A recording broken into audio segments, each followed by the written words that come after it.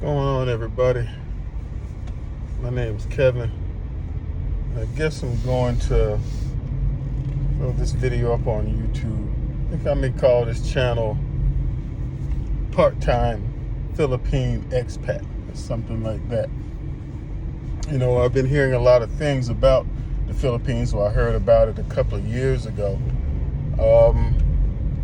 So I went ahead and I took a chance and I went there, and I was pleasantly surprised. You know, I haven't, or rather that was my first trip to Southeast Asia. I must admit I haven't been to any other spots over there. But, you know, as far as I'm concerned, it's real nice. The people there are very nice. Most of the people there speak a good or decent conversational English. But, you know, if you're going over, whether you're going to retire, whether you're going over looking for, you know, somebody special, or you're thinking about maybe retiring there again, or going back and forth, a couple of things you still would need to keep in mind. You know, I may be addressing different things, you know, on this topic, and then but I'm also going to be talking about some things as it pertains to, like, I don't know, how do you even get over there as far as that money aspect, you know.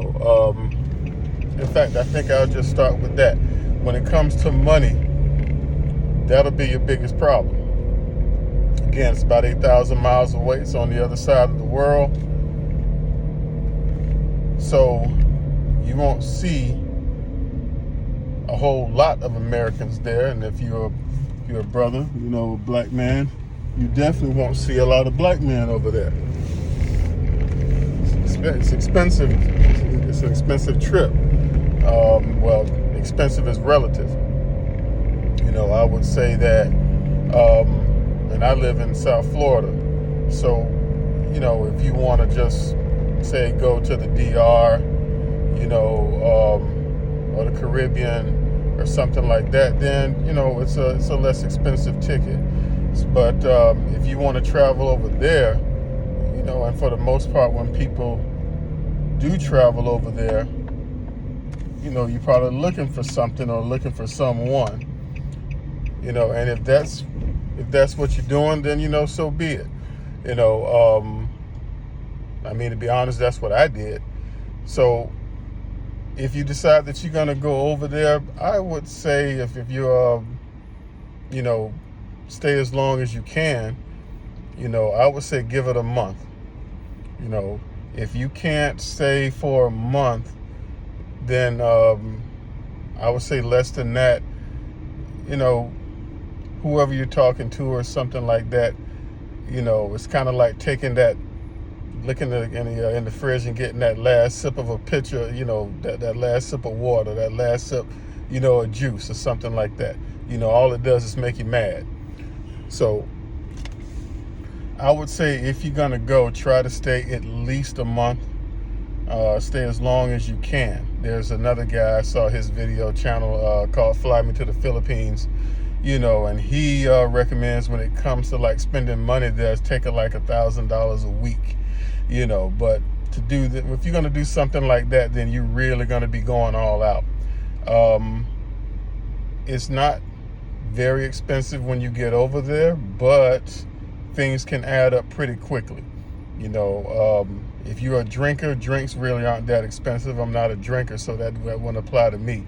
If you want to go over there and pay to play, you know, different cities offer that. You know, it's not as cheap as it used to be from what I understand. I mean, I'm not that type of person either. But, and then there's certain cities that cater, you know, to that. Say like Angeles City, you know, some places in Cebu, you know, things like that. But, you know, I would say your most expensive, or rather the things that are going to take up your most expenses, just the plane ticket and your lodging.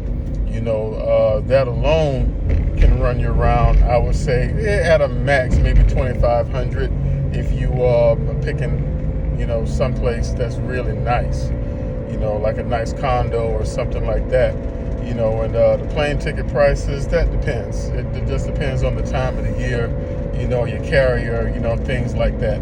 A good round trip ticket on average is about $1,500, and you're looking at maybe you get an Airbnb, something like that. It could be like around maybe $600 if you're gonna stay there a month.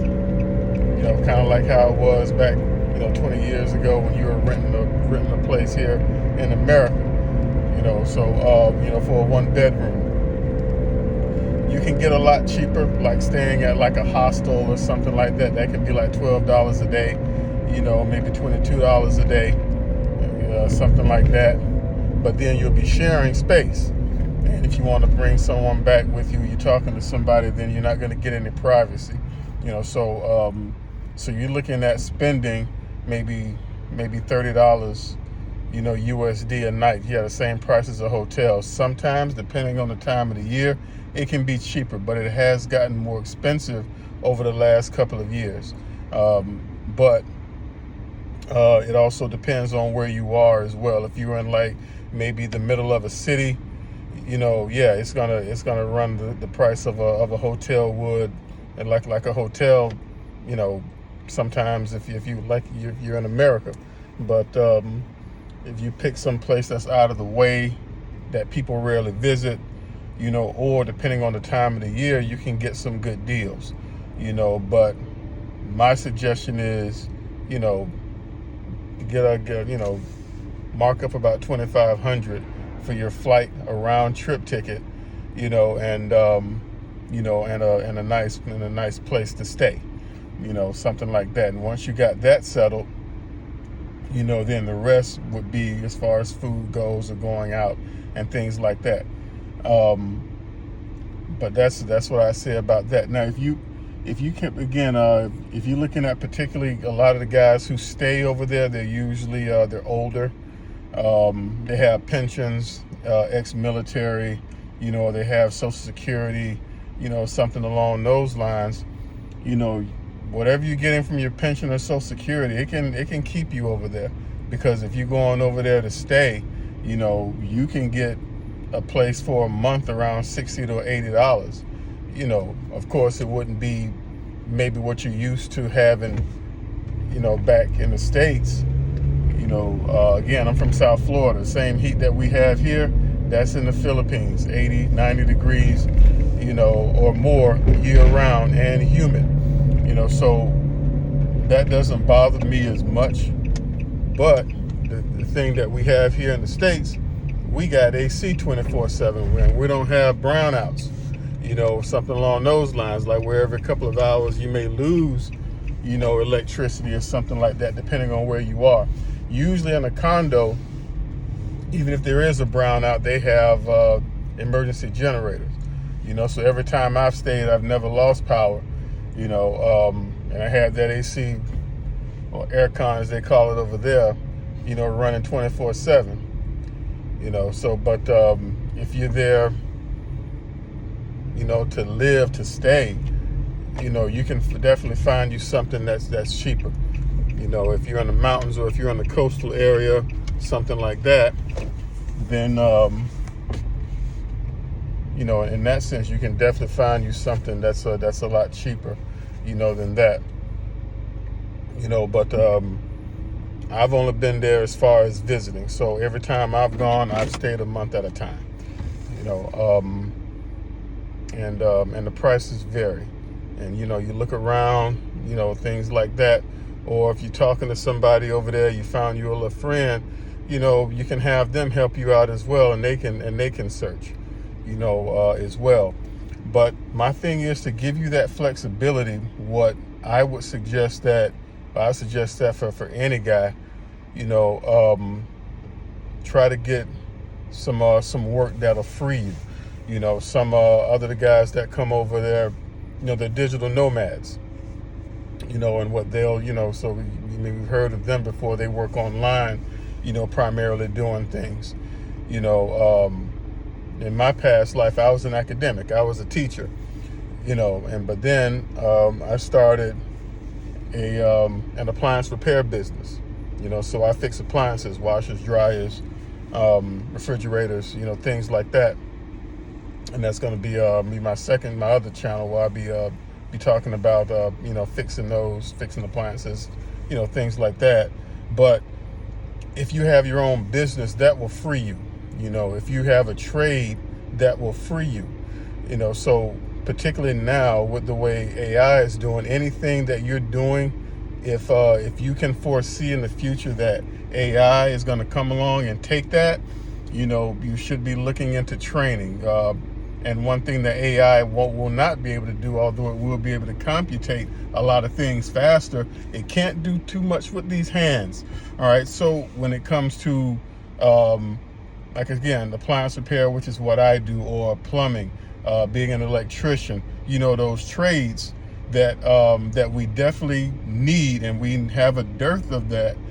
We don't have enough. Okay. Look into that type of job training. It usually takes you like a year to a year and a half. Okay. And once you got it down, all you're doing is practicing, whether if you're with a journeyman or you're working as a journeyman, getting your skills up.